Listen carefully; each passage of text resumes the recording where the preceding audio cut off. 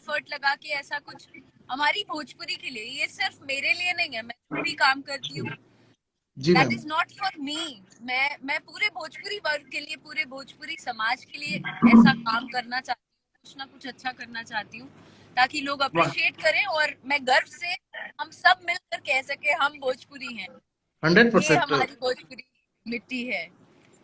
हमारा सम्मान सो बढ़ना चाहिए कि भोजपुरी कहीं भी जाए तो लोग ये ना बोले, नाक न सिकोड़े कि अरे आप भोजपुरी से हैं, ऐसा नहीं होना चाहिए। हाँ, लोगों का हाँ, नजरिया बदलना चाहिए मैं कि तो हम बहुत भी बहुत फख्र अच्छा के कर साथ सकते हैं। कहती हूँ यार, जितने नए नए गायक हैं, जो भी टैलेंटेड है, जितना मुझसे बन पड़ रहा है, साथ में गा रहे हैं, सब सब आगे बढ़े, सब नाम कमाए क्या। नए नए कलाकारों की भी बहुत जरूरत है हमारी इंडस्ट्री को। नए लोग का ना नहीं, सपोर्ट नहीं मिलता ना मैडम, तो वो पीछे ही रह जाता है। हाँ, नहीं नहीं, बिल्कुल जरूरत है, सब बहुत टैलेंटेड है यार। पटना से हाँ, सब कुछ सपोर्ट और आगे की मार्गदर्शन दे रही है, जिसका नाम अक्षरा सिंह है। अरे थैंक यू जी, थैंक यू।